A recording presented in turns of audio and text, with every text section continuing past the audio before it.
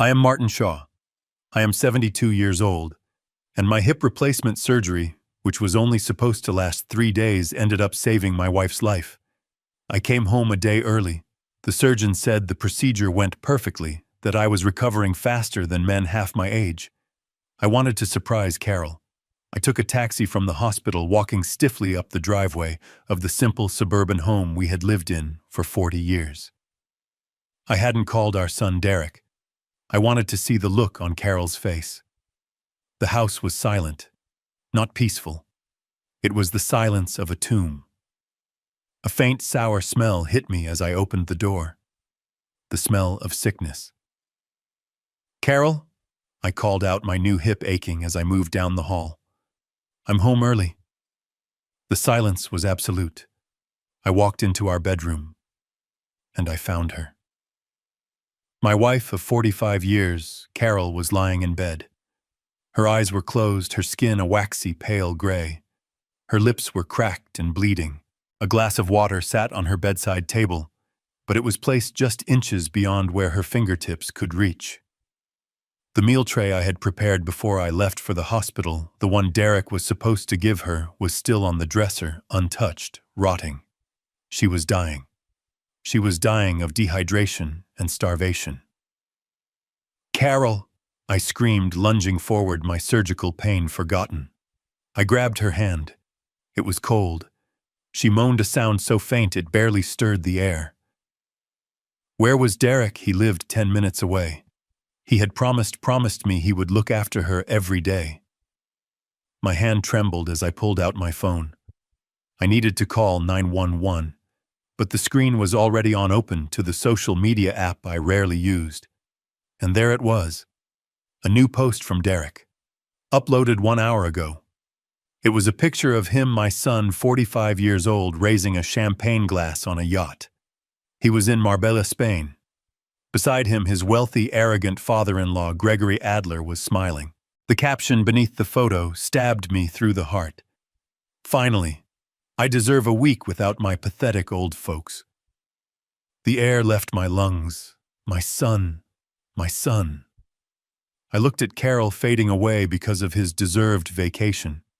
My thumb hovered over the 911 icon, but I didn't press it. The rage that filled me was so cold, so pure, it was almost clarifying.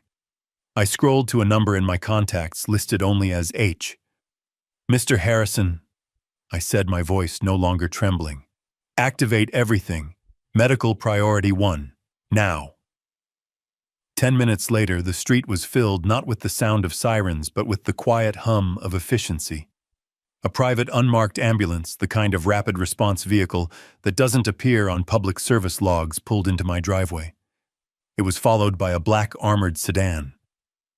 A team of private trauma specialists, not city paramedics, rushed into the house with equipment I hadn't seen since my last visit to a military base. They stabilized Carol, their movements precise, efficient, and silent.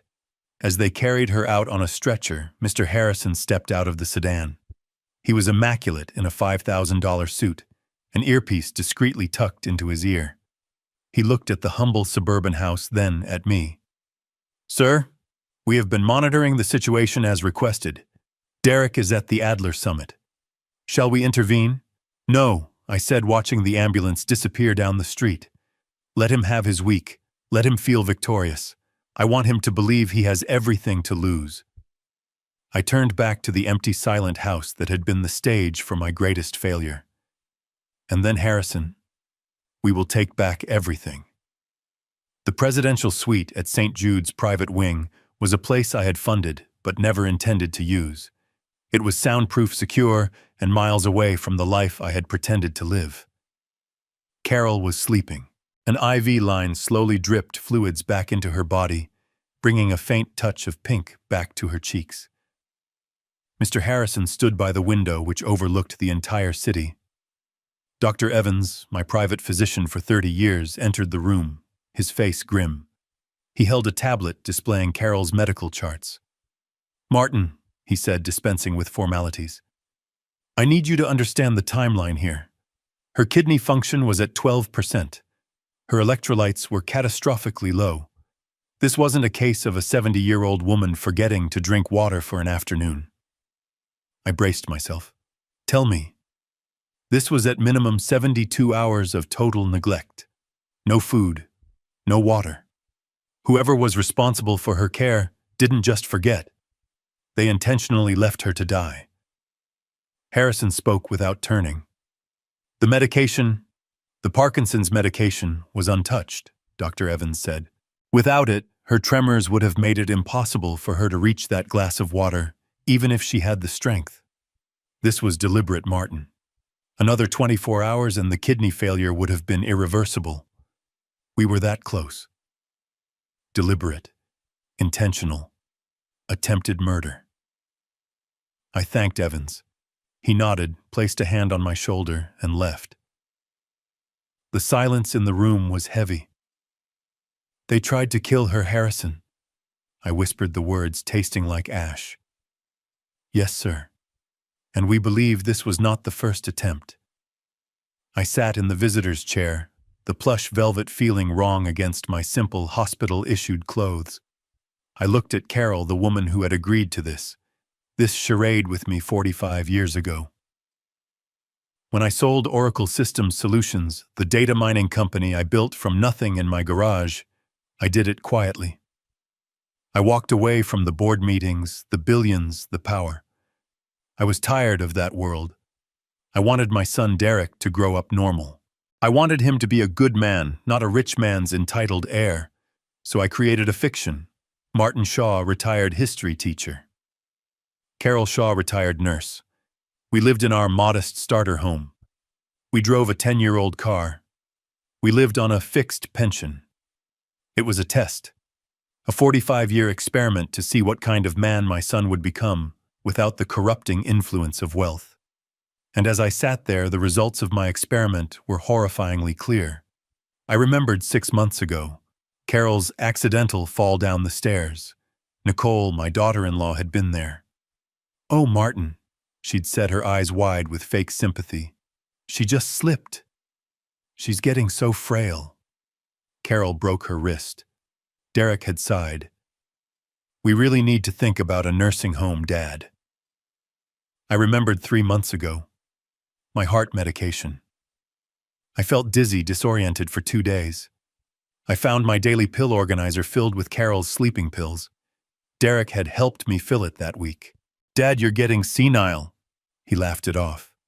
You must have mixed them up yourself. See, you can't even manage your own pills. And then last week, the garden. Derek was helping me trim the rose bushes. I tripped over a rake left directly in my path. Watch out for the rake, Dad, he yelled a half-second after I had fallen. The fall that shattered my hip. The fall that put me in the hospital. My blood ran cold. The hip surgery wasn't just an accident. It was the goal. It was the opportunity. They needed me out of the house. They needed me incapacitated so they could execute their plan for Carol. They weren't just waiting for us to die. They were speeding up the process. My cheap retiree cell phone buzzed. It was Derek calling from Spain. I looked at Harrison. He discreetly tapped the recording app on his own device. I took a deep breath, trying to summon the voice of the frail, simple-minded father he thought I was. Derek, is everything all right, son? Dad, I'm in a meeting. Why did you call me? His voice was sharp, annoyed. Did you get out of the hospital? You're not supposed to be home until tomorrow. Carol is in the hospital, I said, letting my voice crack slightly. Son, she almost died. She was dehydrated, starved. There was a pause, not a gasp of horror. It was a cold, calculating silence. What? He finally said, his voice instantly shifting to practiced concern. Oh my God, is it her Parkinson's? Did she forget her meds again? Did she forget to eat, Dad? I told you this would happen. He was blaming her, instantly.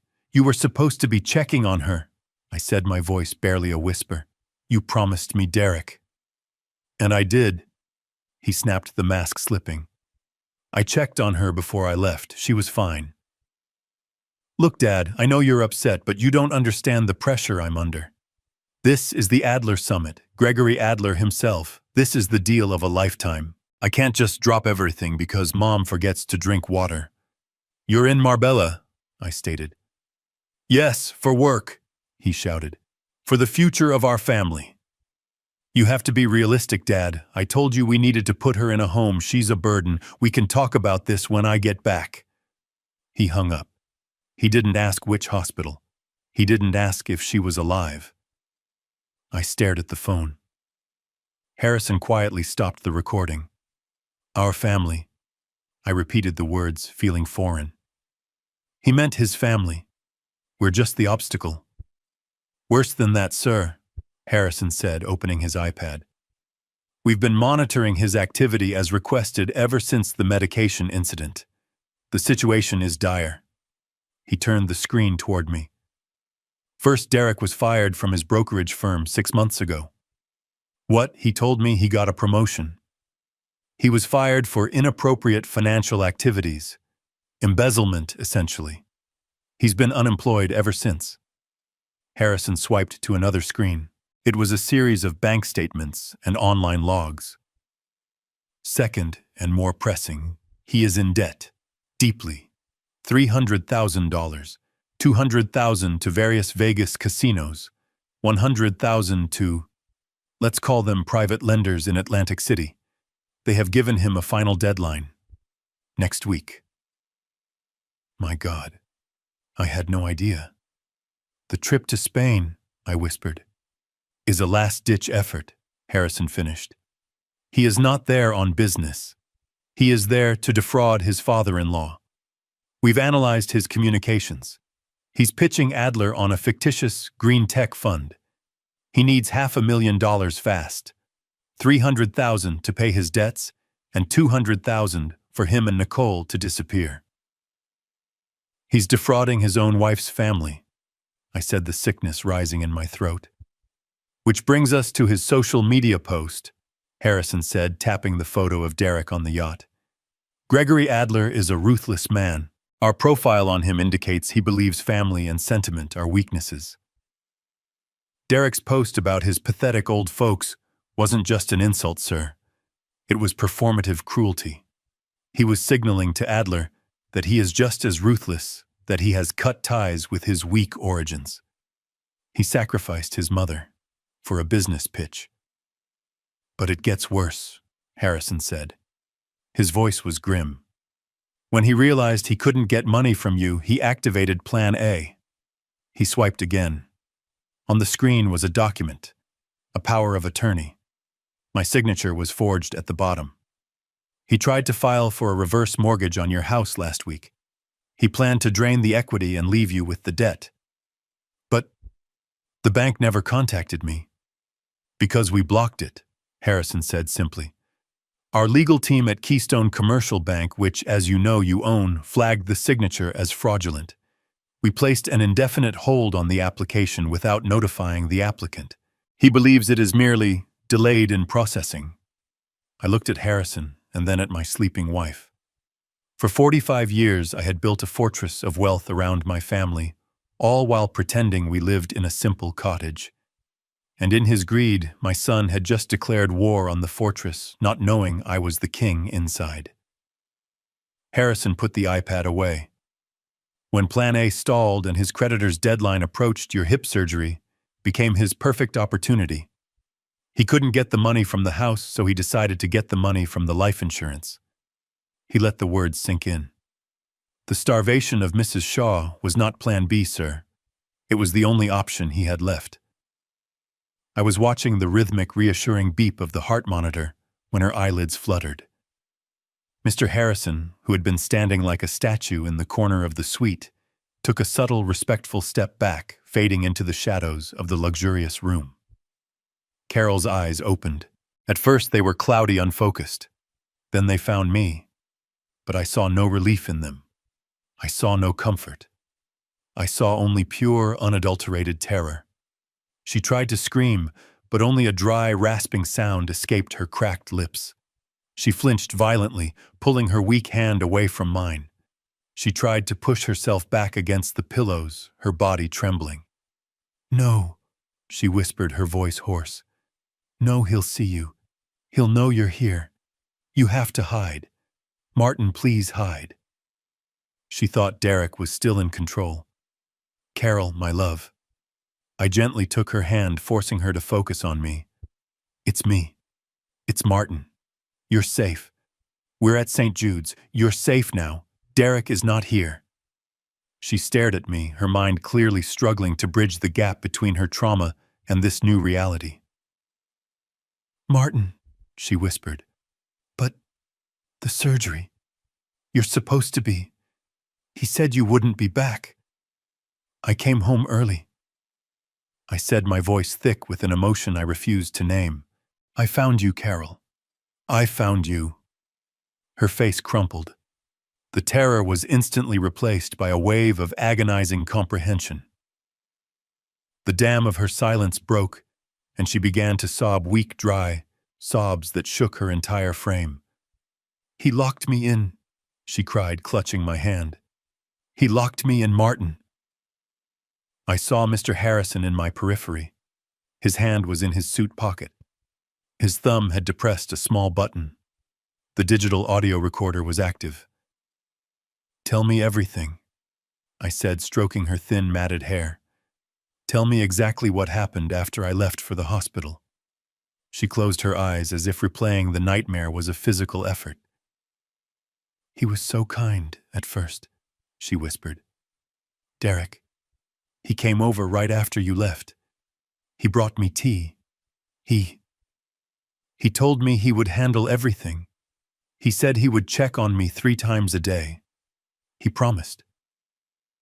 She took a shaky breath, the monitors beeping in response to her agitation. The first day, he came. He brought the food you had left, but he was agitated. He was on his phone, constantly whispering in the hallway. Angry. And the second day, I prompted, keeping my voice impasse bootcut. He didn't come, she cried. I waited all day, Martin. The glass of water.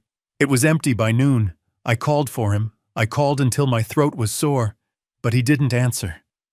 I tried to get up, she continued, her voice breaking. I really tried. But the Parkinson's. My legs wouldn't obey. I couldn't reach the glass. I couldn't reach the phone. Her voice dropped. I thought I had just missed him. I thought he would come, but then he came back. Late that night. What did he do, Carol? He stood in the doorway. He just stood there. I begged him, Martin. I begged him for water. I told him I was so thirsty. He just looked at me. His eyes were so cold. It wasn't my son. I felt my jaw tighten until my teeth ached. He smiled, she whispered. He smiled at me. He said, just rest, Mom. Everything is being taken care of. And then, she was shaking violently now, and I motioned for the nurse who was waiting just outside the door. She quickly and silently checked the IV. And then, Carol continued, he picked up my cell phone from the nightstand. The emergency phone you always leave me. He put it in his pocket. I screamed at him. Derek, no, what are you doing? I need that. He just patted his pocket, and he said, I know, it's better this way. No distractions for you, Mom. And then he left, and I heard it. Heard what, my love? I asked, though I already knew the answer. The key. I heard the key turn in the lock, from the outside. She was sobbing openly now, a raw, terrified sound. He locked me in my own bedroom, Martin. He left me there to die. I held my breath. Harrison remained a statue by the window, his function only to bear witness. Did he say anything else, Carol? I needed the final piece. Anything at all? She looked at me, her eyes suddenly sharp, clear with the horrifying memory of the betrayal. Yes, she said. The last time he was there, when he took the phone. I asked him why. I asked him what he wanted. I asked him if this was about the house. She paused, gathering her last bit of strength. He looked at me, Martin. He didn't even try to hide it. He said, "If Dad won't give me the house, then I'll take it another way." Her voice dropped to a barely audible whisper, mimicking the coldness of our son. "You'll go to a nursing home. Dad will have to pay for it. And I'll take the rest." The words hung in the sterile air of the room. It wasn't just murder for inheritance. It was a complex, layered plan. Use his mother's death as leverage forced me to liquidate the house to pay for a nursing home that she would never live to see, and then claim the remaining assets. It was a plan of pure, unadulterated evil. Carol was exhausted, her story finally told. Her eyes drifted closed, the monitor's rhythm steadying slightly. "You're safe now," I whispered, kissing her damp forehead. "I'm here, and I will handle this." I stood up and walked over to Mr. Harrison. He had already stopped the recording. "We have it," he said, his voice a low professional murmur. "The testimony recorded, timed, and witnessed by medical staff.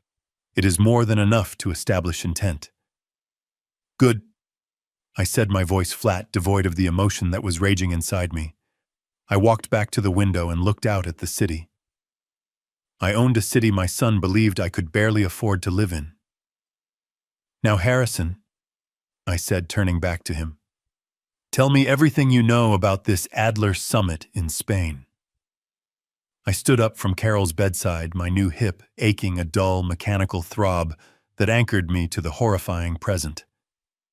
Mr. Harrison remained by the door, a silent statue in a perfect suit. He knew to wait. I walked to the massive floor-to-ceiling window of the private suite. 30 floors below, the city sprawled out, a glittering map of lights, traffic, and commerce. A world that was buzzing, unaware of the quiet evil that had just been confessed in this room. My son Derek always assumed I looked at that view with a kind of sad longing. He believed the fiction I had carefully crafted. He saw Martin Shaw, the retired history teacher, a man who lived a small beige life, forever looking at a world he could never touch. He thought I was the man who worried about our fixed pension, who felt the pinch of rising grocery prices, who was trapped in a simple suburban house that was his only real asset. He called me pathetic. He posted it on the internet for the world to see. What my son never knew, what I never allowed him to know, is that I don't just look at that view. I own it. I own the bank in that glittering blue tower to the left. I own the data center that powers the entire financial district. I own the hospital I am standing in. I am not Martin Shaw the teacher. That man is a ghost, a fiction, a role I created 45 years ago when Derek was just a baby learning to walk. My name is Martin Shaw, yes, but I am that Martin Shaw, the one who in a dusty Palo Alto garage with a college roommate wrote the foundational code for what became Oracle Systems Solutions. OSS, the quiet giant of cloud computing, the multi-billion-dollar corporation that securely processes half of the world's financial transactions. I retired 20 years ago. I cashed out my majority shares anonymously. The tech world thought the founder was a recluse, a ghost. The truth was, I was just a father hiding in plain sight in a suburb in Ohio.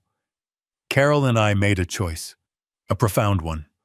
We had seen what unearned generational wealth does to children. We watched our friends' kids grow up entitled, hollow, morally bankrupt, waiting for an inheritance they never worked for, becoming parasites in expensive suits. We refused to let that happen to Derek. So we began the experiment. We stayed in our starter home. We drove the 10-year-old car. We cooked our own meals. We lived the simple, quiet life of a retired teacher and a retired nurse. I gave him a middle-class life to see what kind of man he would become without wealth. I wanted him to learn the value of a dollar earned, not a dollar given. I wanted him to develop character, empathy, a moral compass. I wanted him to build his own life, to be proud of his own accomplishments, not mine. I wanted him to be a good man. I looked down at the city lights, the experiment now concluded. And now I know. For 45 years, I ran a test on my only son. And he has failed. He didn't just fail. He failed in the most spectacular, devastating way imaginable.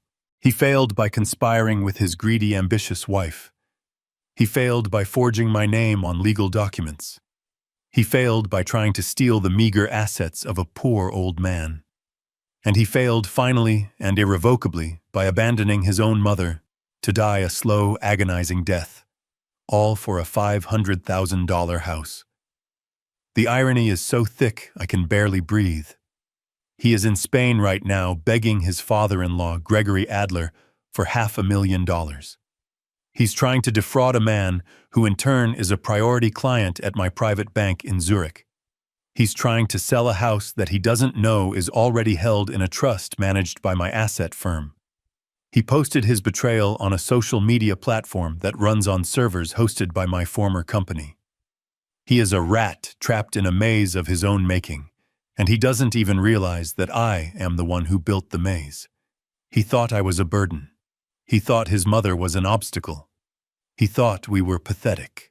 He has no idea what is about to happen. He has no idea who I really am. I turned away from the window. The grief I felt in the ambulance was gone. The shock I felt at Carol's bedside was gone. All that remained was a cold, hard, perfect clarity. The clarity of a chairman of the board about to liquidate a toxic asset. Carol stirred in her sleep safe. She would be protected. I looked at Mr. Harrison. He met my gaze. He didn't need to ask. He had been my most trusted advisor for 20 years. He had been waiting for this call. "Harrison," I said. My voice was different. The frail, hesitant tone of the history teacher was gone. This was the voice that used to command boardrooms. "It is time. I want you to prepare 3 orders, immediately." I stood up from Carol's bedside, the dull throb in my hip, a physical reminder of my son's betrayal. "Mr. Harrison, my advisor, my confidant." The man who knew the real Martin Shaw stood near the door, his posture one of perfect professional stillness. He had been waiting for these orders for a very long time. "Harrison," I said. My voice was low, but it held none of the frail uncertainty of the retired teacher I had been pretending to be. This was the voice that had built Oracle Systems Solutions from a garage startup into a global powerhouse. "The experiment is over. It is time to liquidate the asset." Harrison simply inclined his head, his iPad already in hand. "Your orders, sir." "First, my son Derek." I walked to the window looking down at the city 30 floors below. The lights of the financial district glittered. My financial district. Derek believes he is a wolf. He believes he is a player. He tried to forge my signature on a power of attorney to commit wire fraud against a bank that I own.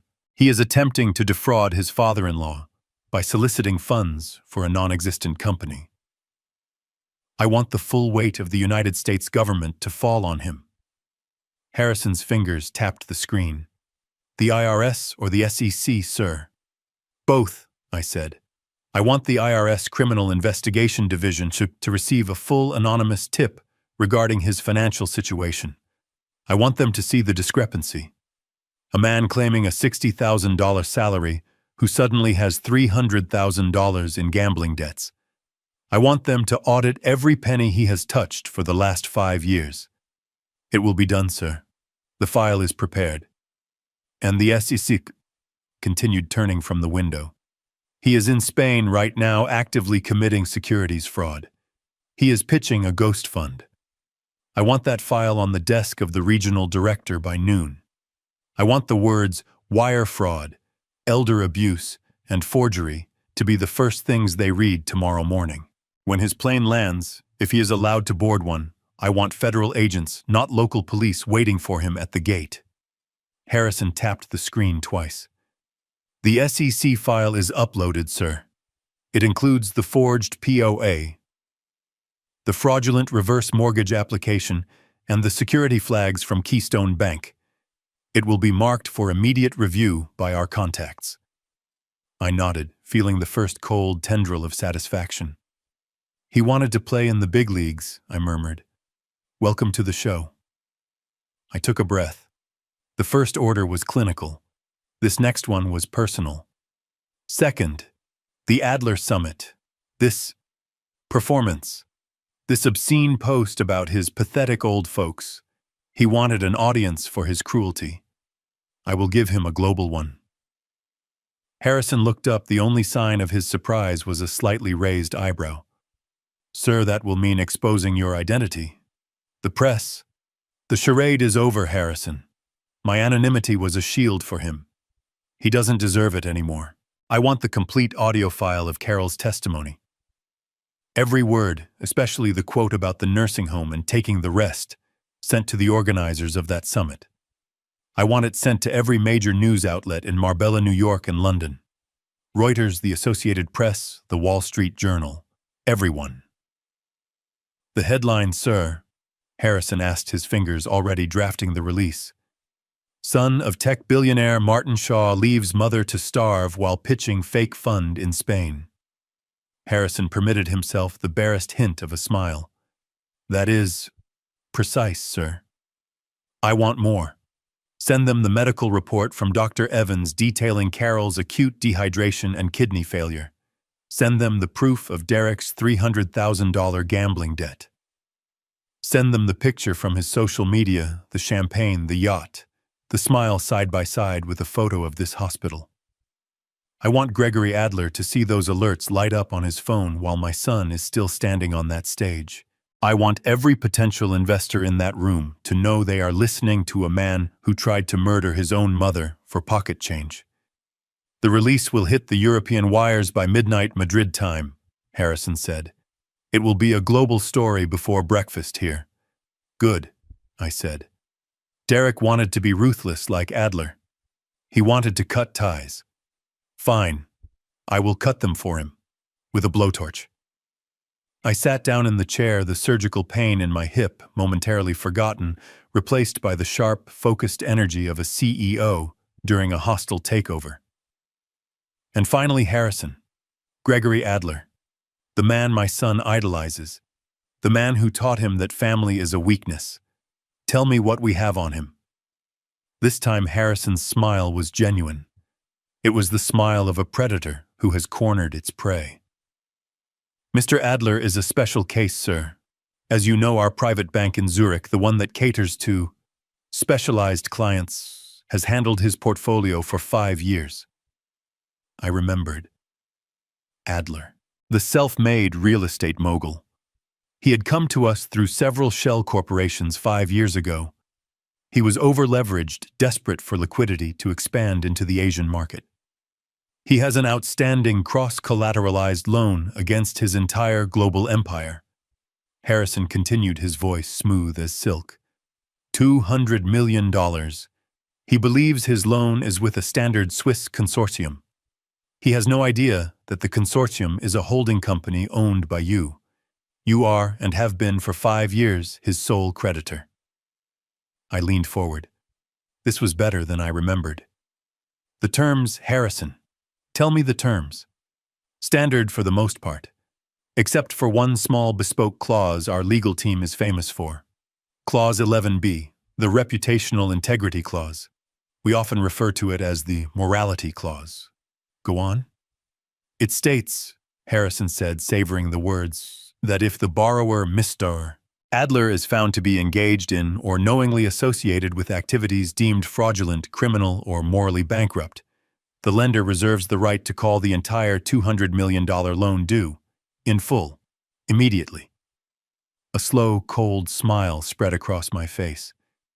Knowingly associated with, I repeated, such as publicly associating with a man who is at this very moment trying to defraud him and who has just been credibly accused of attempting to murder his mother. It would seem to fit the criteria perfectly, sir. Derek went to Spain to get Adler's money, I mused. Instead, I think I'll take all of Adler's money. The man Derek idolized, he'll be bankrupt by morning. I looked at Harrison. He was waiting. Make the call, Harrison. Harrison did not use his iPad. He pulled a sleek encrypted satellite phone from his pocket. He dialed a single number. "This is Harrison," he said, his voice crisp. "Execute Protocol 11B on client file Adler. Yes, immediately. Liquidate all assets for collection." He listened for a moment, then nodded. "Thank you." He hung up and placed the phone back in his pocket. "It is done, sir. The SEC file has been uploaded. The press release is scheduled, and Mr. Adler's financial world will cease to exist in approximately 10 minutes. I turned back to the bed to my wife. Carol was breathing deeply now, the color returning to her face. She was safe. "Good," I said, my voice a low growl. "That's a start." The flight to Marbella is 17 hours. 17 hours for my son to sip champagne, to watch movies, to dream of the $500,000 fraud he was about to commit. 17 hours while his mother, my Carol, lay in a hospital bed, her kidneys failing. I know exactly what that ballroom in Spain looks like. I've stayed at that resort. I own the holding company that financed that resort. It is opulent. Gold leaf ceilings, crystal chandeliers, a sea of black tuxedos and designer dresses. At the front of the room, Gregory Adler sits like a Roman emperor, his daughter Nicole, my daughter-in-law, at his side. They are royalty.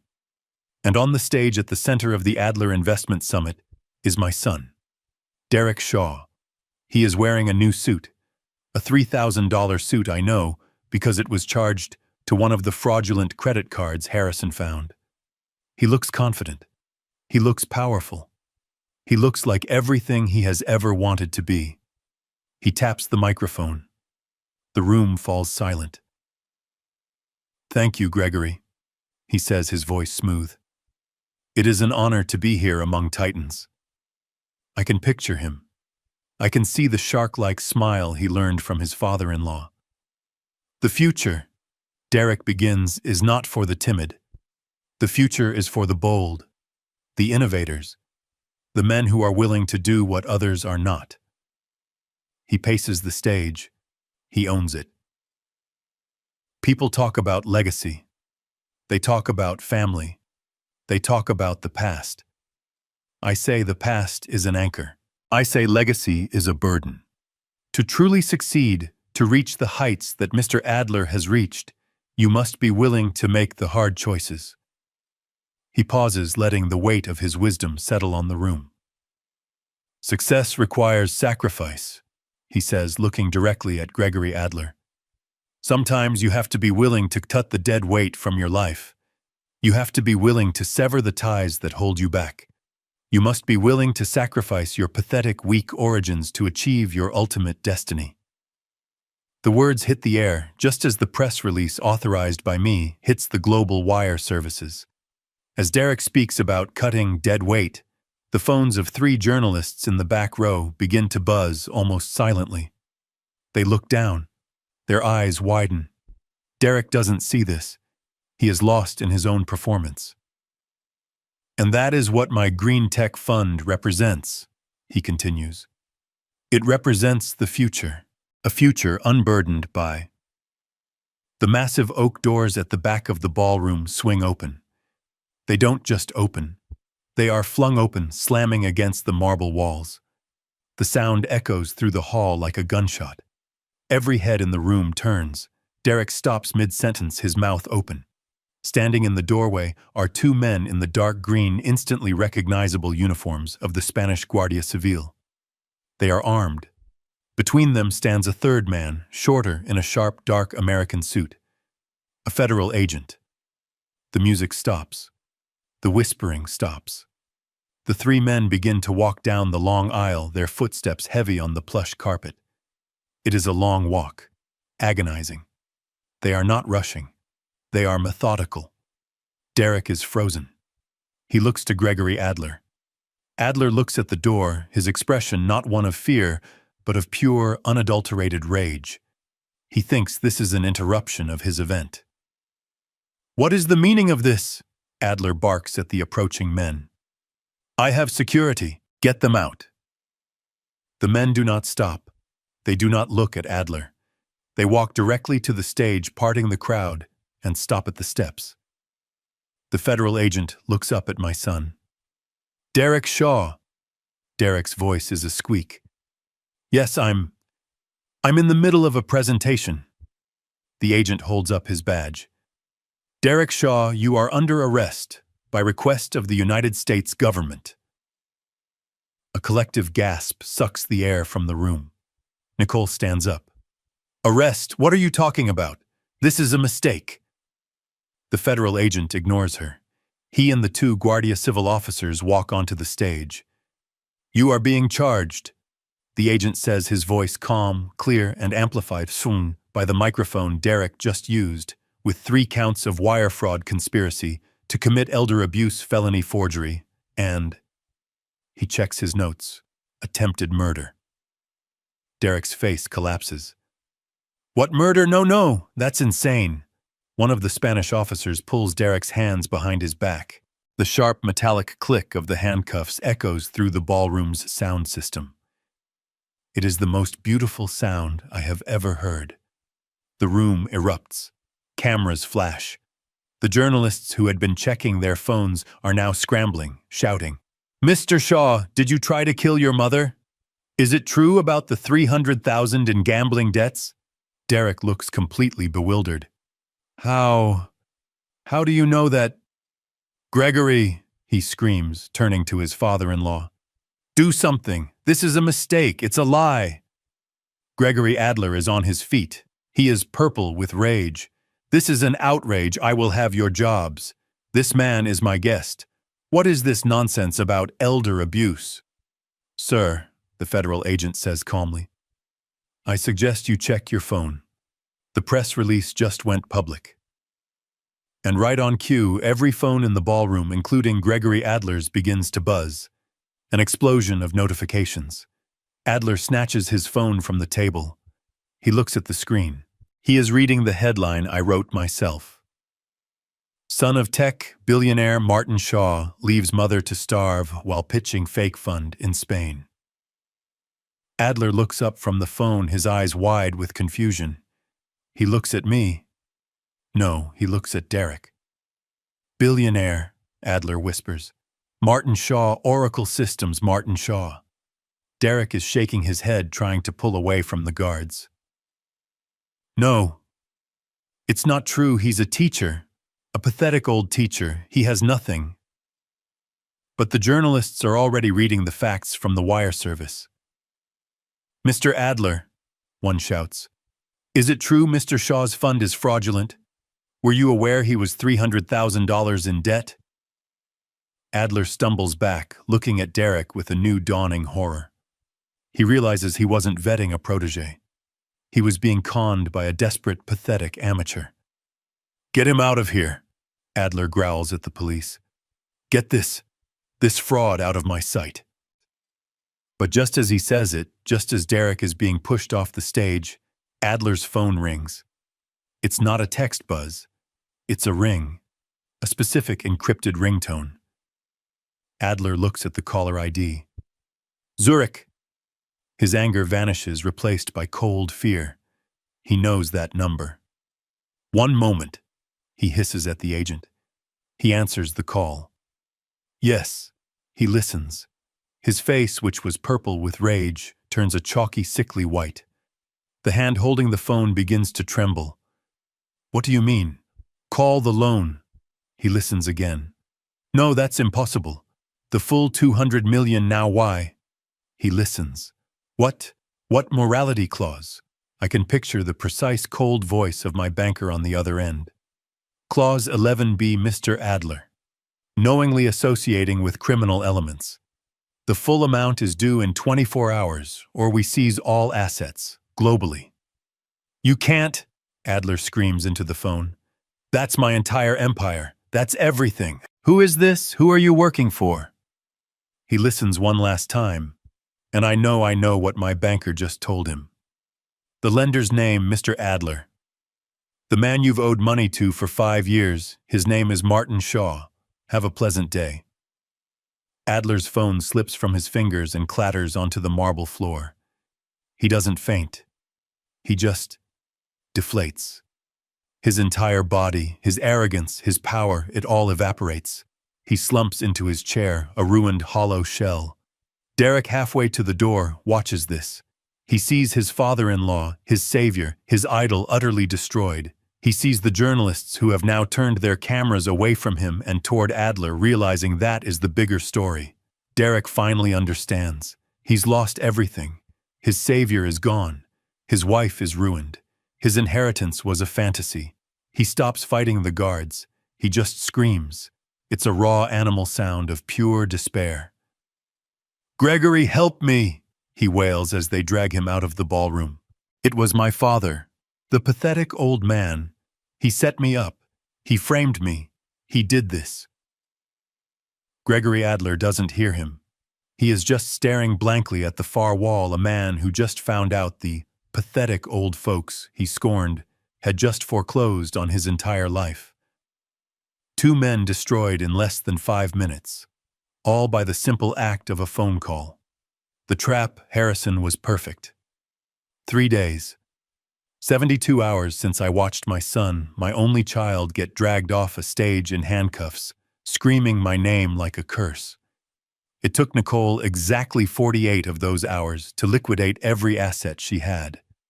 She sold the condo her father had given her, she emptied her trust funds, she sold the jewelry from her body. All of it just to meet the staggering multi-million-dollar bail requirement to fly Derek back to the United States. They were not at their luxury apartment, which was already being seized by Gregory Adler's creditors. They were not at a lawyer's office. They were coming here, to my house. I had insisted on it. Carol and I were not in the sterile luxury of the hospital suite. We were waiting for them in the modest suburban home they despised. I wanted this confrontation to happen here, in this simple living room with the faded floral sofa and the worn-out carpet. I wanted them to be surrounded by the poverty they held in such contempt when the final crushing truth came down upon them. Carol was sitting in her favorite armchair, a quilted blanket over her lap. She was no longer the frail, dying woman from the hospital bed. Her eyes were sharp. The Parkinson's was now correctly medicated, but it was more than that. A quiet, righteous anger had given her a strength I hadn't seen in years. She looked like an empress sitting on a simple throne. I stood by the fireplace, my hips still aching, staring at the empty mantel where we used to keep cheap, framed photos of Derek. We heard the car, a sputtering cheap rental, not their leased BMW. The car door slammed with a sound that vibrated with suppressed violence. The front door didn't just open, it was kicked open, the cheap wood shuddering in its frame. Derek stormed in first. He was a wreck. The $3,000 suit he had worn in Marbella was wrinkled and stained. His hair was a mess, his eyes bloodshot and wild. He looked like a cornered animal, rabid and desperate. "Dad!" he roared. The name was not a greeting. It was an accusation.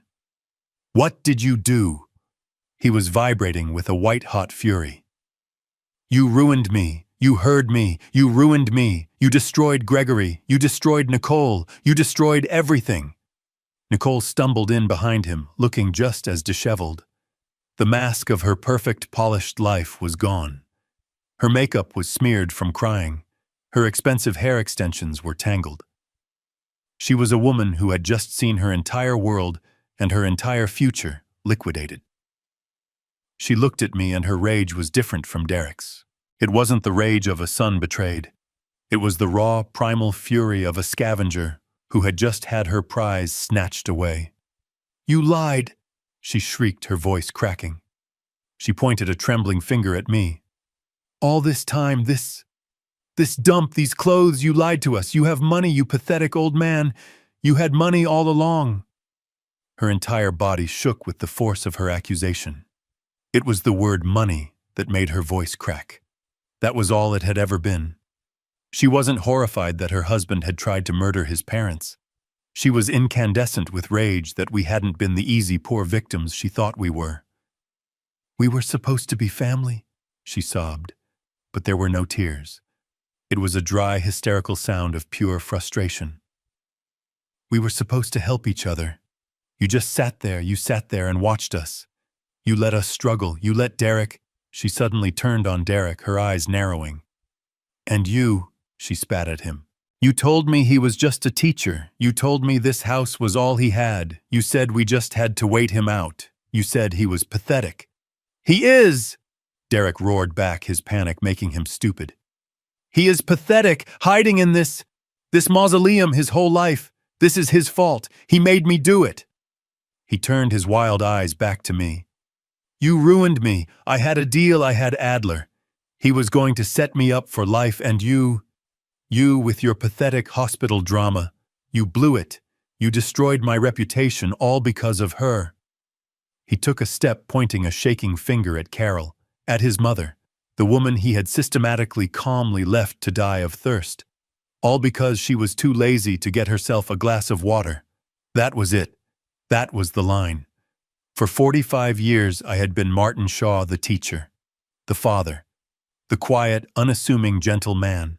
I had built a persona of patient understanding and harmless wisdom. That man died in that instant. I turned from the fireplace. I didn't raise my voice. I didn't move a muscle except to meet his gaze. Sit down, Derek. The voice that came out of my mouth was not the one he knew. It was not the warm, slightly reedy voice of his father. It was the voice that had built Oracle Systems solutions. It was the voice that had commanded boardrooms of sharks, the voice that had brokered billion-dollar deals, the voice that had dismantled entire corporate divisions before breakfast. It was the voice that hadn't been used in my own home for 20 years, but it had lost none of its edge. It was low. It was flat. It was heavy with the absolute non-negotiable weight of pure compressed power. Derek stopped. He physically recoiled as if I had struck him. His mouth, which had been open in a snarl, snapped shut with an audible click. Nicole, who was winding up for another shriek, froze. The sound died in her throat. The very air in the room changed. The shabby, unassuming living room suddenly felt like an execution chamber. The ceiling felt low. Derek's fury, his bluster, his entire performance of the aggrieved victim, it all collapsed. It evaporated as if a switch had been flicked. All that was left was the quivering, confused, primal fear of a little boy who had just run full speed into a wall of solid granite he never knew was there. He was looking at a stranger. What? What did you say? He stammered. His voice was suddenly a full octave higher. I did not move. I did not blink. I simply held his gaze. I repeated each word, landing like a hammer blow on stone. Sit down, now. He flinched, and he obeyed. He didn't just sit. He fell. He collapsed backward onto the faded floral sofa, the one he had always despised, the one he had tried to sell from under me. Nicole watched him. She saw her husband, her partner in crime, instantly reduced to a trembling, obedient child.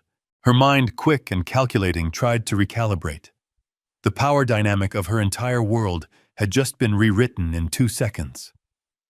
She scrambled to sit in the armchair opposite him, her hands clasping each other so tightly, her knuckles were white. They stared at me. Two rats in a trap who had just realized the simple trap was far more complex, and the owner of the house was not who they thought he was. I let the silence stretch. I let them sit in it. I let them suffocate in it. Carol watched them both, her face serene. She was no longer the victim. She was the judge. Finally, Derek spoke, his voice a hoarse, terrified whisper. Dad, what is this? Who are you? Derek's voice was a dry, rasping sound from the back of his throat. Dad, who are you? He was staring at me, but he wasn't seeing me. He was seeing the stranger who had just spoken, the man whose voice had frozen the blood in his veins. He was searching my face, trying to find the frail, simple-minded history teacher he had dominated for the last decade. He found no one he recognized. Nicole was rigid, her knuckles white where she gripped the arm of the chair. She was the smart one. She was the one who worked in finance. Her mind was racing, trying to recalibrate the sudden, impossible shift in power. "Derek, what is he talking about?" she hissed. "What's going on?" Before I could answer, a new sound entered the room. A quiet, polite cough. It came from the kitchen doorway. Derek and Nicole both jumped their heads, snapping toward the sound. They thought we were alone. They always thought I was alone. Mr. Harrison stepped into the living room. He wasn't dressed like a visitor. He was dressed in his uniform, a flawless dark gray suit that probably cost more than Derek's car. He held a small silver tray. On the tray was not coffee or tea. There was an iPad and a small digital audio recorder. Derek stared at him, his confusion battling his fading arrogance. "Who the hell are you, the gardener? What is this?" "This is Mr. Harrison," I said calmly. "He handles my affairs." Nicole let out a short, sharp laugh, but it sounded more like a bark of hysteria. "Affairs," she spat. "What affairs? You're a retired teacher living on a pension. What does he handle, your monthly Social Security check?" "Something like that," Harrison replied, his voice chillingly neutral. He walked past them and placed the tray on the coffee table. He looked at them with the polite disinterest of a man looking at a flawed financial statement. "You were both so distressed upon arrival," Harrison said. "You didn't give us a chance to offer you refreshments, or to play you this." He tapped the digital recorder. The silence of the room was shattered not by a loud noise but by their own voices. It was the recording from 3 weeks ago. The one Harrison had captured from the security devices I had him install after the medication incident. It was their Plan B conversation. First, Nicole's voice, sharp and greedy. "He won't sign the power of attorney. The old man is being stubborn. The bank, my bank, blocked the mortgage application." Derek's voice, my son's voice, filled the room full of impatience. "Then we have to accelerate Plan B. My hip surgery is the perfect cover. While I'm in the hospital, we handle her. We make her disappear." Nicole's real-life face, the one in my living room, had turned the color of ash. Nicole's voice recording, "Disappear." "Derek, that's messy. It's risky." Derek's voice recording, "Not if she's senile. It's simple. We just stop helping. She's a frail old woman with Parkinson's. How long can she last without her meds or water? 3 days, 4. By the time Dad gets back, he'll find his confused, senile wife dead in her bed. A tragedy. He'll be so heartbroken. He'll sign anything we put in front of him, including the papers to commit himself."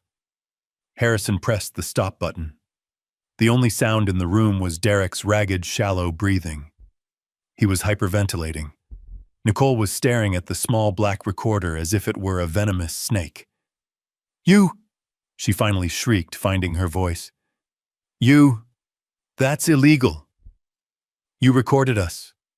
We will sue you. That's an invasion of privacy." "That recording was made in my house, Nicole," I corrected her quietly. "In the kitchen, where my advisor had placed security measures because we already knew you were a threat." "Advisor," she spat the word, dripping with venom. "Security measures. Who do you think you are? You are a pathetic old man in a pathetic old house. You have nothing. You're nobody." I looked at her. I truly looked at her for the first time. I saw the cheap ambition, the desperate need to be superior, the brittle facade she had built. "You are right about one thing," I said, my voice cutting through her rising hysteria. "I am old." I took a step forward. Derek flinched away from me. "But I am not pathetic, and I do not have nothing." I let the words hang in the air. "You thought you were so smart, didn't you? You, Nicole, a junior analyst at a second-rate firm. You, Derek, an unemployed broker drowning in gambling debt trying to con your own family." I shook my head, a feeling of immense cold sadness washing over me. "You thought you were outsmarting a retired history teacher." I paused, letting them feel the shift. "You weren't trying to steal a $500,000 house from a retiree Derek. You were trying to defraud and then murder the founder and retired chairman of Oracle Systems Solutions. Derek just stared. His face was blank. The name meant nothing to him. He was too ignorant, too self-absorbed, to have ever read a business journal, to have ever asked his father a single question about his life before he was Dad. But Nicole knew. Her body went completely unnaturally still. Her eyes wide with a new, dawning, unimaginable horror locked onto my face. "Oh, she whispered. Her voice was thin, a tiny thread of sound. Oracle. Systems. Solutions, no. That's impossible. The founder he's anonymous. He's a recluse. His name is..." She trailed off. Her sharp financial mind was flying, connecting dots she had never seen before. The name, the age, the retirement, and I saw the exact moment the calculation completed itself in her brain. I saw the moment she found the name she was looking for. Martin. Shaw. Her head swiveled toward Derek. The look on her face was not just shock. It was a profound, agonizing, universe-shattering realization of the scale of their mistake. It wasn't a $500,000 house they had fumbled. It was billions. She didn't scream at me. She screamed at him. "You idiot!" She lunged at him on the sofa. Her hands clawed, her polished nails raking at his face. "You absolute stupid idiot!" She was hitting him, pounding on his chest, hysterical. "You told me he was nothing. You told me he was pathetic. You are the son of Martin Shaw. And you tried to steal his house." Derek, stunned, just took the blows, his arms up. I didn't know. How could I know? He's just Dad." "He's not just Dad," Nicole shrieked, pulling her own hair. "He's one of the richest men in the world. He owns half of the cloud, and you tried to kill his wife. We could have had everything, and you idiot." She collapsed onto the floor, not in defeat, but in a true agonizing breakdown, sobbing with the catastrophic grief of lost unearned wealth. And Derek finally understood. The revelation of the money, the realization of what he had thrown away, crashed down on him. He looked past his shrieking wife. He looked at me. He no longer saw a father. He saw a god. A terrifying, vengeful, all-powerful god he had tried to defy. He slid off the sofa. He didn't just kneel.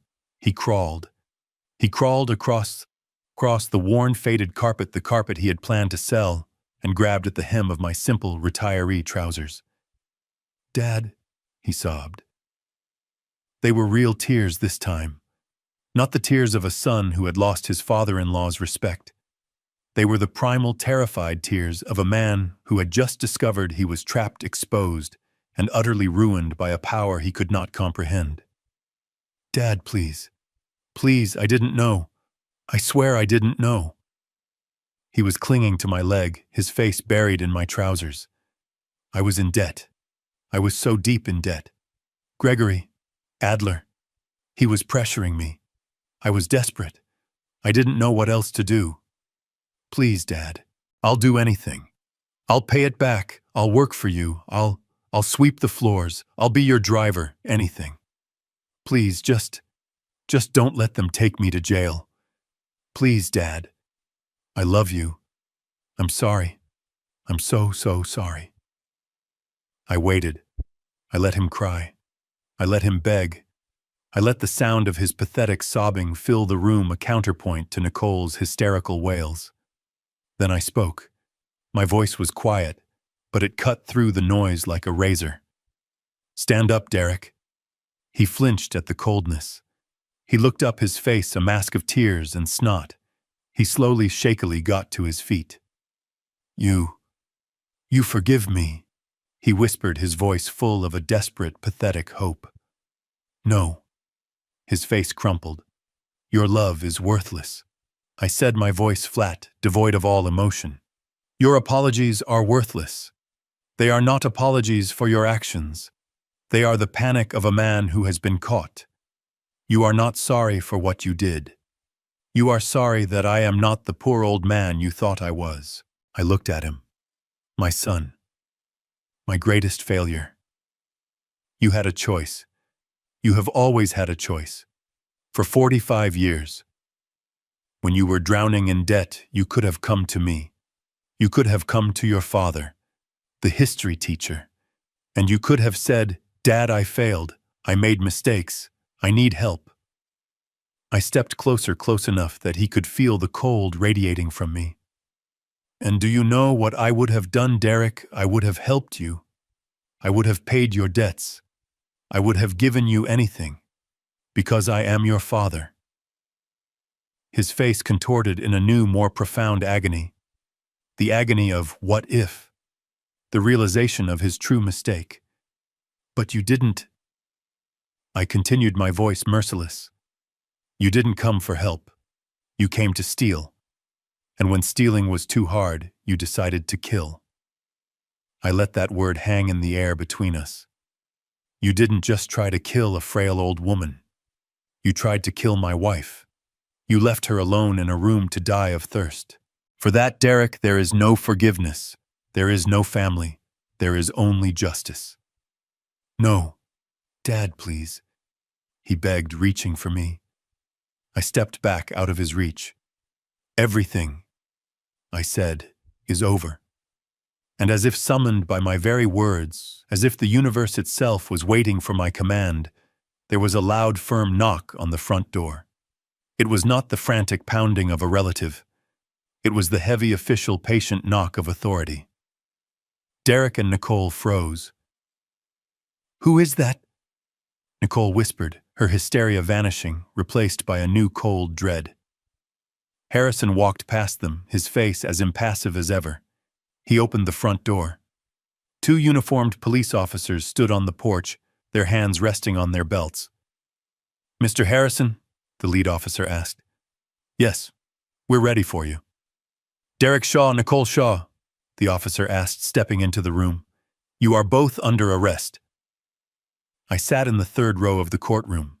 It was exactly 6 weeks after Derek's arrest. Carol was beside me. She wasn't in a wheelchair anymore.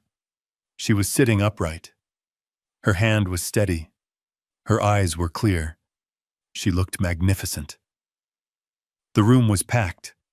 Our story, thanks to Harrison's precise media release, had exploded. It wasn't just local news. This was national. The billionaire in hiding story. The son who starved his mother story. The cameras flashed like lightning as Derek and Nicole were let in. They looked small. The $3,000 suit and designer dress were gone, replaced by cheap, ill-fitting clothes their public defenders had probably sourced from a discount store. Without my money, without Adler's money, they were nothing. They were exactly the pathetic old folks they had always feared becoming. Derek looked at me. His eyes were hollow. He looked for a sign, for pity, for a last-minute rescue. I looked through him. The prosecutor, Ada Hernandez, was a sharp, focused man in his 40s. He didn't just want to win. He wanted to annihilate them. "Ladies and gentlemen of the jury," Hernandez began, his voice echoing in the silent room. "This is not a complicated case. This is not a case about nuanced family dynamics or misunderstandings. This is a case about greed. Pure, simple, and cold. It is a case about a son who looked at his aging parents and saw not family, but an obstacle to be removed. He started with the evidence. It was methodical, brutal. First, the forged power of attorney.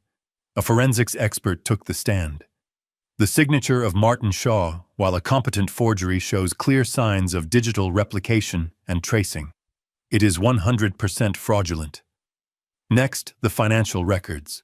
An agent from the SEC, a stern woman in a government blue suit, took the stand. She detailed Derek's 6 months of unemployment.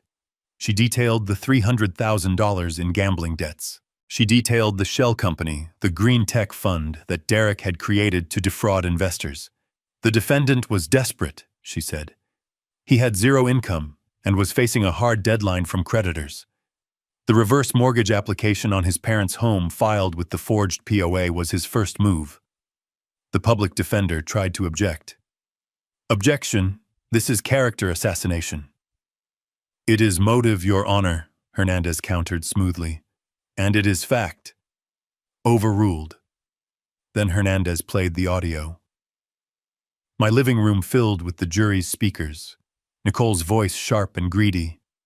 "We handle her. We make her disappear." Derek's voice, my son's voice, cold and impatient. "How long can she last without water? 3 days. 4. By the time Dad gets back, he'll find his confused, senile wife dead in her bed. A tragedy. He'll be so heartbroken. He'll sign anything." A woman in the jury box, a grandmother herself, put her hand over her mouth. Her eyes filled with tears of rage. I looked at Derek. He was staring at his hands. But Hernandez wasn't finished. He called his star witness. "The prosecution calls Gregory Adler to the stand." The courtroom buzzed. Adler, the ruined mogul, walked to the stand. He had aged 10 years. His empire was gone, liquidated by my bank. He had lost everything. The only thing he had left was his hatred for the man who had exposed him as a fool. He had been granted immunity on several fraud charges in exchange for his testimony against his son-in-law. "Mr. Adler," Hernandez said, "did the defendant Derek Shaw ever discuss his parents with you?" Adler looked at Derek. It was the look of a god contemplating an insect he was about to crush. "He did." Adler's voice was a low growl. "He was always complaining about them. He told me they were dead weight. He said they were pathetic. He called his father a senile old fool." "Why did he tell you this?" "He was trying to impress me," Adler sneered. "He knew I don't respect weakness. He was performing, bragging about how he was cutting ties with his past, how he was ruthless enough to be in my world. He was a fool trying to play a game he didn't understand." "Did he ever mention his mother, Carol Shaw?" "He mentioned that she was an ongoing problem that would soon be resolved." I watched Nicole. She was staring at her father, her face a mask of betrayal. "Daddy." "No," she whispered. Her own father was burying her just to get his own revenge on Derek. "Thank you, Mr. Adler. No further questions." The defense was desperate. They had no case, they had no evidence, so they did the only thing they could. They turned on each other. Derek's lawyer put him on the stand. It was a pathetic performance. He cried. He blubbered. He pointed a shaking finger at his own wife. I didn't know what to do," he sobbed. "I was drowning in debt. I was scared." "And she?"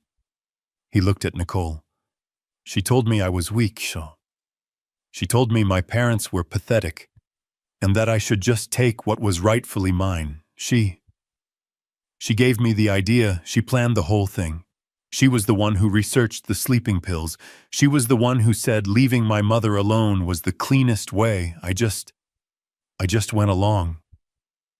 I was scared of her." Nicole stood up so fast her chair crashed backward onto the floor. "You liar!" she shrieked, her voice echoing. "You cowardly lying worm!" "Order!" the judge yelled. "Mrs. Shaw, sit down, or you will be held in contempt." Then it was her turn. Her lawyer, seeing his client had just been thrown under the bus, called Nicole to the stand. The mask was gone. The fake, polished heiress was gone. All that was left was venom. "He is lying," she said, her voice cold and dead. "Every word. He was the one obsessed with their money. He was the one who complained every single day that they wouldn't just die already and leave him the house. He was the one who planned the fall in the garden. He was the one who researched how long it takes an elderly person with Parkinson's to die of thirst. I just agreed with him. I was trying to be a supportive wife. It was his plan. They were tearing each other apart, spitting every poisoned secret, every bitter resentment, exposing the rotten core of their marriage for the jury to see. They weren't a family. They weren't even partners in crime. They were just two rats, trapped in a bucket, climbing over each other's backs to escape the inevitable. And then the prosecution called its final witness. The prosecution calls Carol Shaw. The courtroom went silent. Carol stood. She walked past Derek, past Nicole without a single glance. She was helped onto the witness stand. She looked frail, but her eyes were like steel. "Mrs. Shaw," Hernandez said, his voice gentle, "can you please tell the court what happened on the second day your husband was in the hospital?" Carol looked at the jury. "I waited," she said, her voice clear and strong. "I called for my son. I called for Derek. I knew he was supposed to come. He had promised. And the next day, he came, late at night. He stood in the doorway of my room. I begged him, Mr. Hernandez. I begged him for a glass of water. I told him I was so thirsty I thought I was dying. And what did he do, Mrs. Shaw? He smiled. He told me, 'Just rest, Mom. Everything is being taken care of.' And then what did he do? He took my emergency phone from the nightstand. He put it in his pocket. And then he left. And I heard the key turn in the lock. He locked me in." The woman in the jury box was openly weeping now. Derek's public defender stood up, his face pale. He knew he had to try. "Mrs. Shaw, you have Parkinson's, isn't that correct? You take several medications. Isn't it possible that you were confused, that perhaps you hallucinated?" Carol turned her gaze from the jury and looked for the first time directly at her son. Derek met her eyes and he flinched as if she had struck him. Carol looked back at the lawyer. "Do I sound confused to you?" she asked. "I was not confused. I was not hallucinating. I was thirsty. I was dying. And I know exactly who locked that door." She raised a trembling, elegant finger and pointed it directly at Derek. "It was my son. The son I raised. The son I loved." The public defender just stood there, speechless. He finally managed to whisper, "No. No further questions, Your Honor." The jury was out for less than 3 hours. It takes longer to choose a jury than it took them to convict my son. We were all standing when the foreman read the verdict. "On the charge of attempted murder in the first degree, how do you find Cho? Guilty." I felt Carol's hand grip mine. It wasn't a squeeze of victory. It was a tremor of final agonizing loss. "On the charge of conspiracy to commit wire fraud, guilty. On the charge of felony forgery, guilty. On the charge of criminal elder abuse, guilty."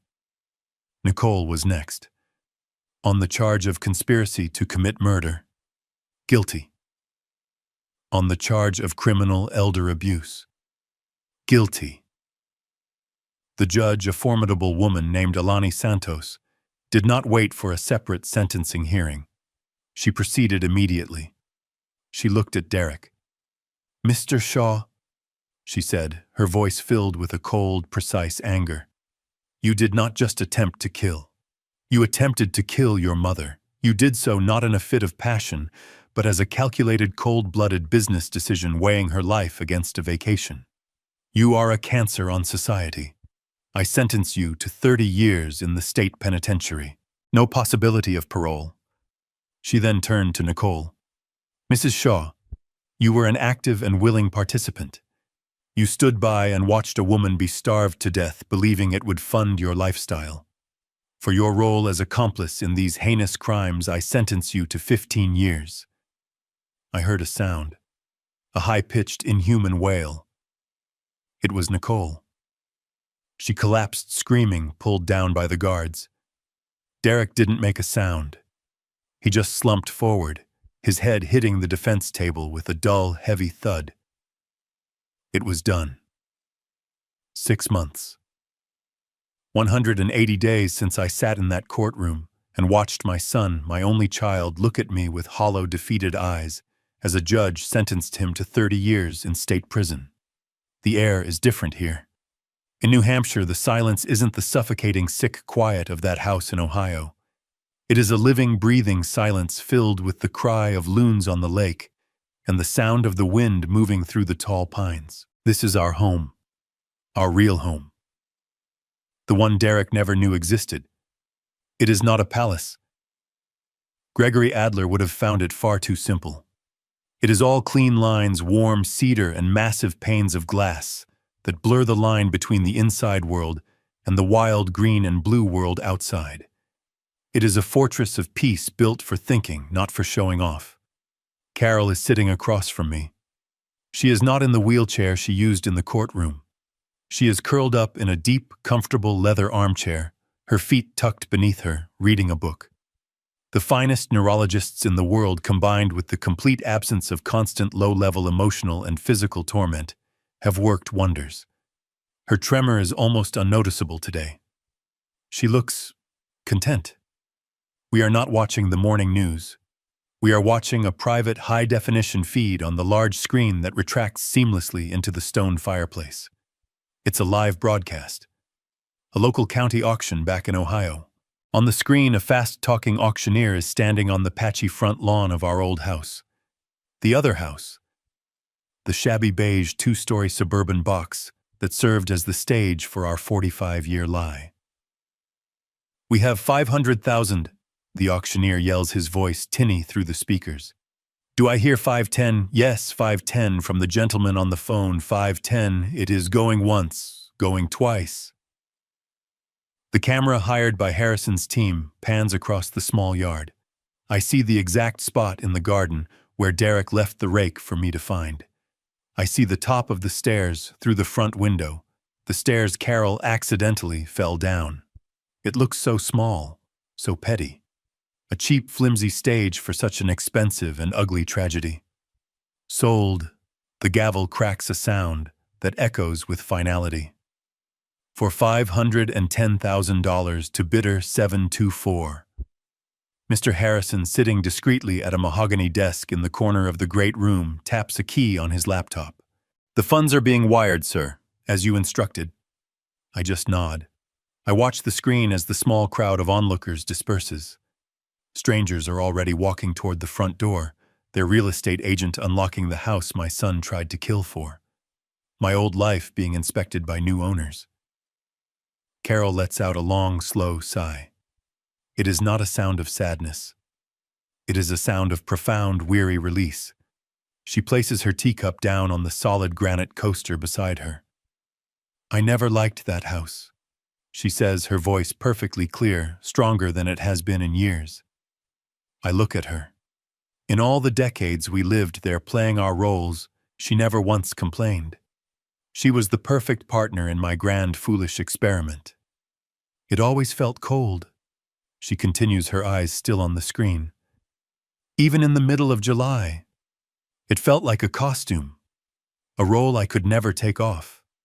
The carpets were cheap, and they always smelled faintly of mildew. The walls were so thin I could hear the neighbors arguing. I spent 40 years of my life making sure my coffee mug didn't leave a ring on a Formica countertop that was worth less than a single tire on Harrison's car." She turns her gaze from the screen and looks directly at me, her eyes sharp and knowing. It was the place where I had to pretend to be small. The place where I had to watch my son grow up, knowing I was lying to him with every breath I took. I hated it. I let out a breath I feel like I've been holding for half a century. Neither did I, my love. Neither did I. I walk over to the massive screen and press the button to turn it off. The image of the little beige house, the symbol of our deception, vanishes, replaced by a simple blank black screen. "But," I say, turning back to her, "it served its purpose." Carol raises an eyebrow. "Its purpose? It was a filter," I say, walking to the window, looking out at the calm, real, honest lake. "It was a test. We wanted to see what Derek would become if he believed he had to earn his own way. We wanted to see if his character was strong enough to exist without the cushion of wealth." I shake my head, the familiar bitter taste of failure rising in my throat. It turns out the house was the perfect bait. To us, it was a prop, a temporary stage set. But to him, and to Nicole, it was everything. It was the grand prize. It was the inheritance they were waiting for, the only thing they thought we had. I can picture Derek in his cell right now, his world reduced to gray concrete, and the hollow sound of his own regrets. They didn't see the memories we built there. I continue, my voice low. They didn't care about the family dinners. They didn't care about the woman who raised them. They only saw the equity.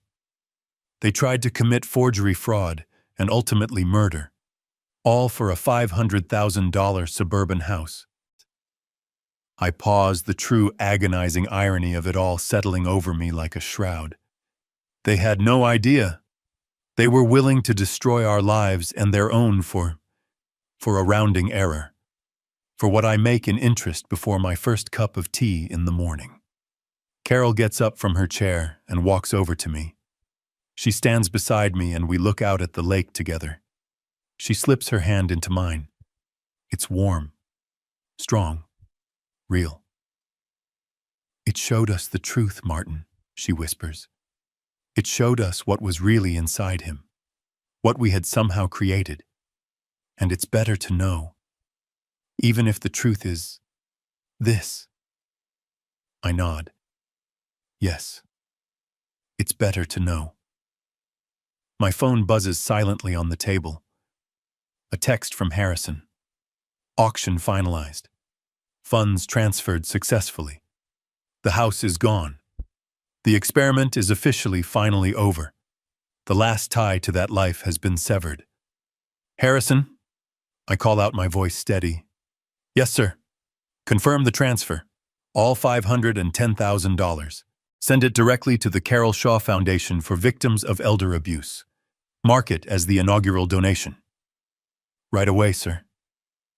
I turn to Carol and take her hand, pulling her away from the window.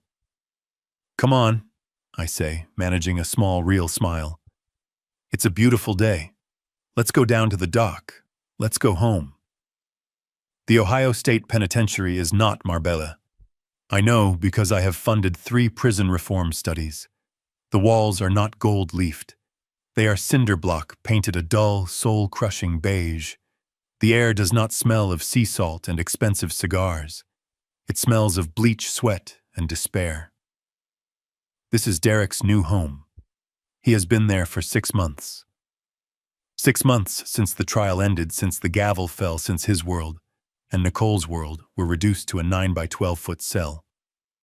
In these 6 months, I am sure he has been doing what he always does. Calculating. He is a gambler after all. He is probably sitting in that cell running the numbers. He must be thinking that yes, he lost this round, but the game isn't over.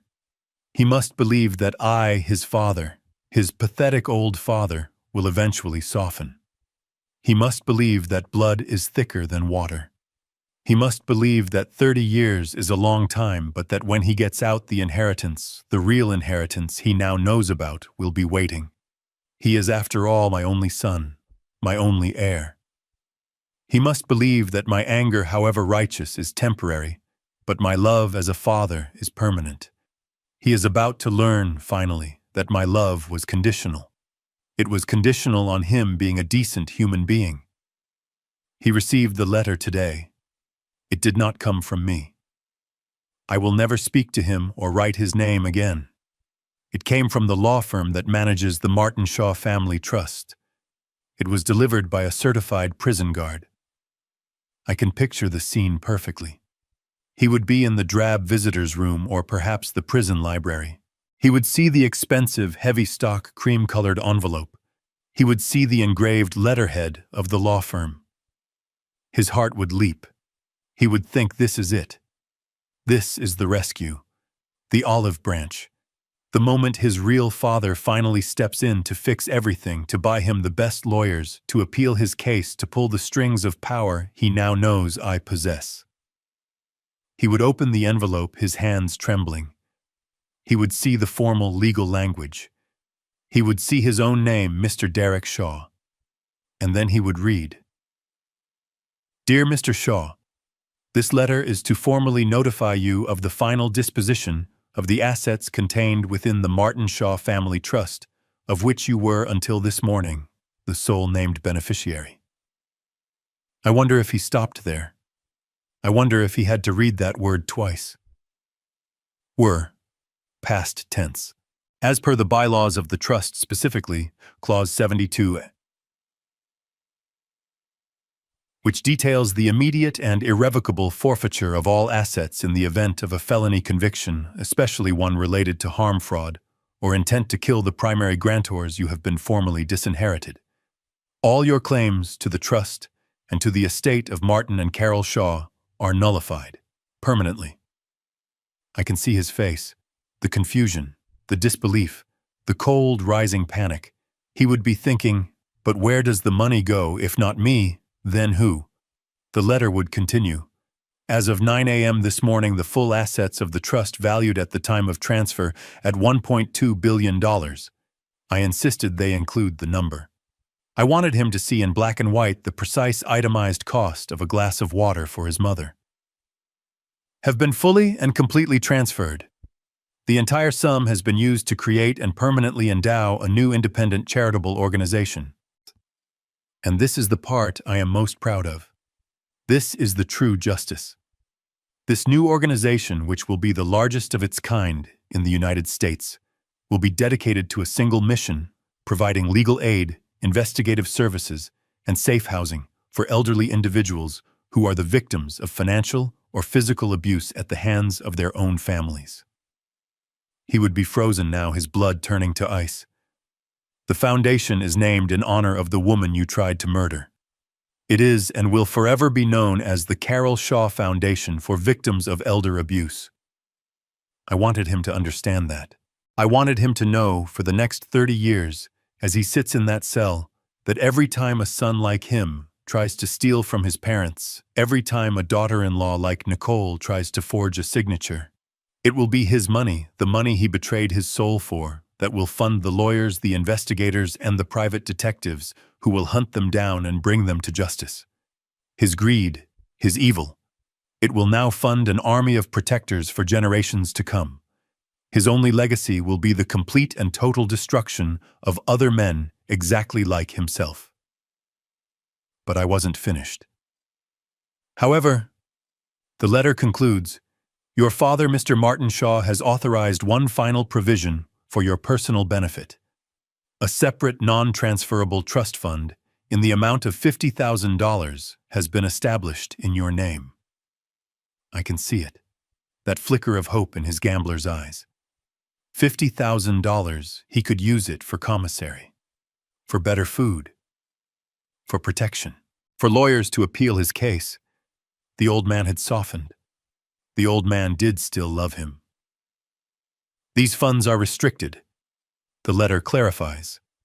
They cannot be used for any legal fees. They cannot be used for personal items, commissary, or any cash distribution.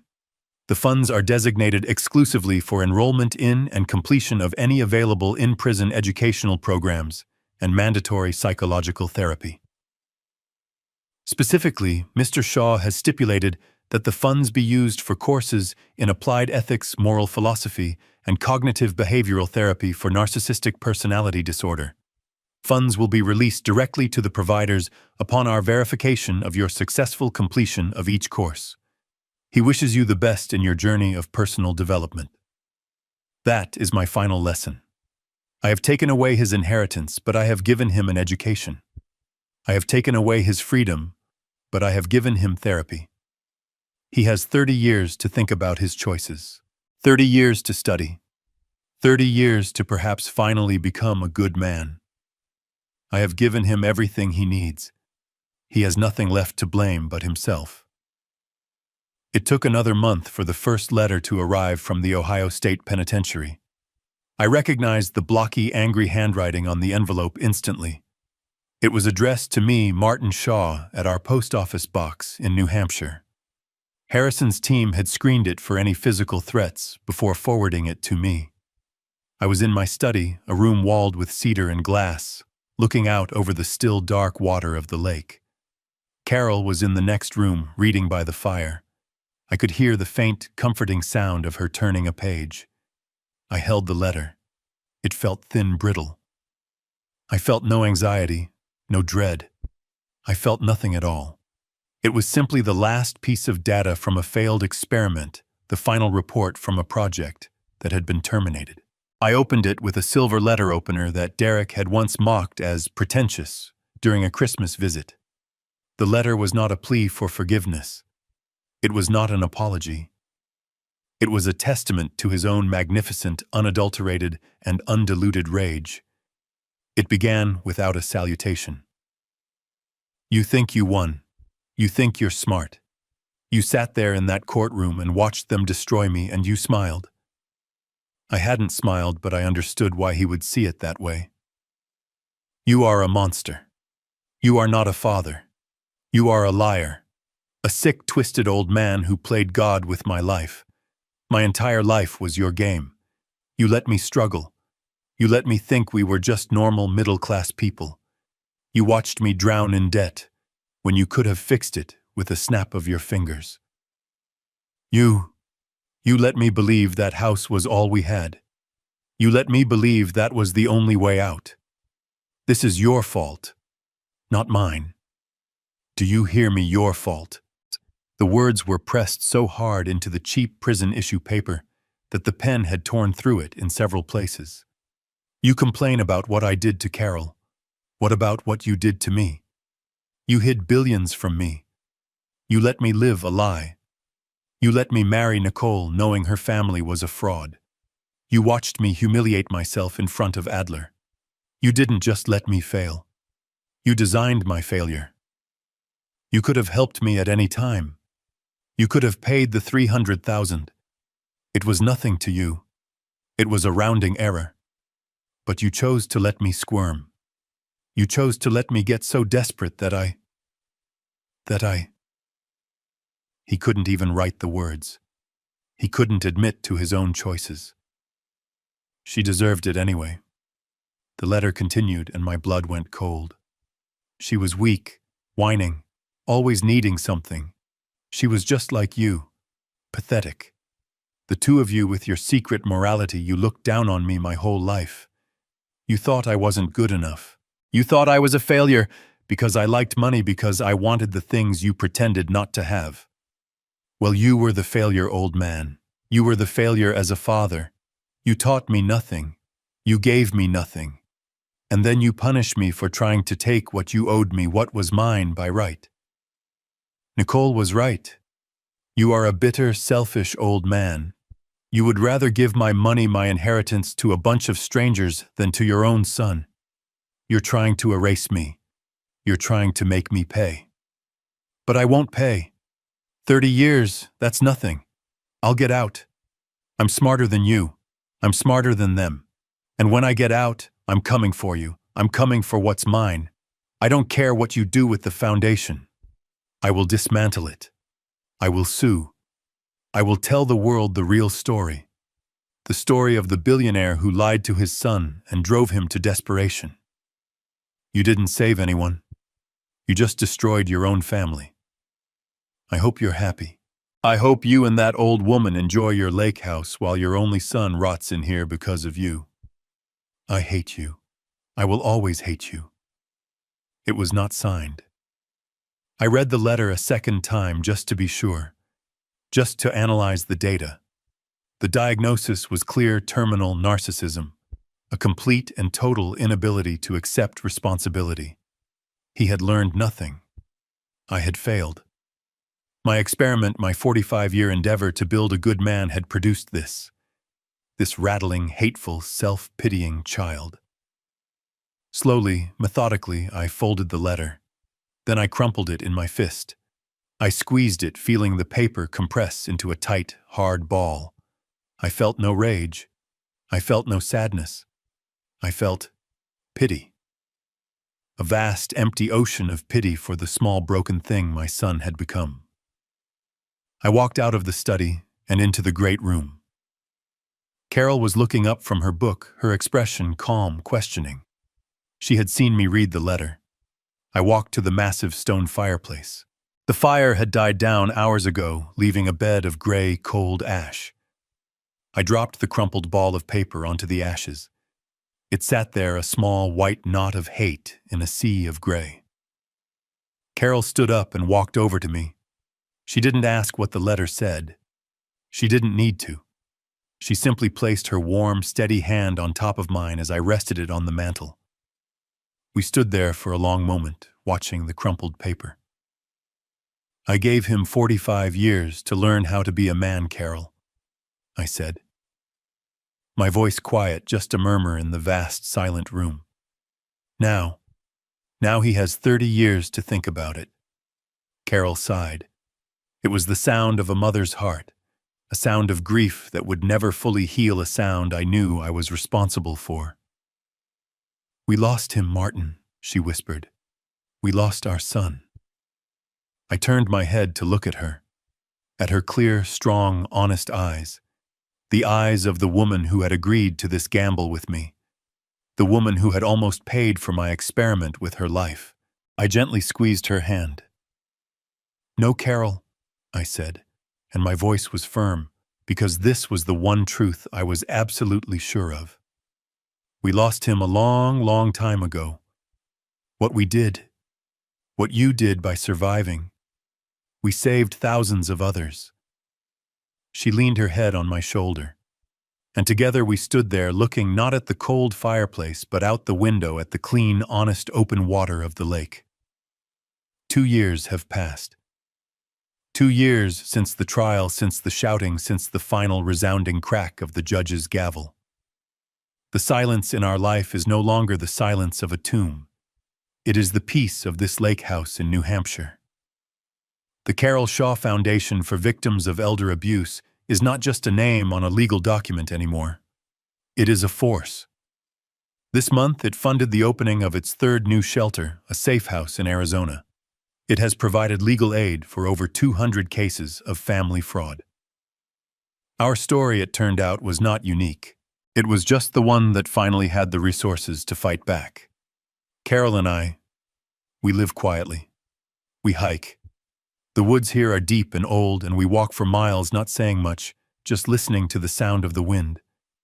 Her health is better than it has been in a decade. The best doctors, the best care, and most importantly, the absence of poison, both the chemical and the emotional kind, has worked miracles. Her tremor is almost gone. She laughs again. A real deep laugh that I had not heard in years. We never speak of Derek. We never mention his name. He is a ghost, a failed experiment, a chapter we have closed. The rage has faded, leaving behind this Hein.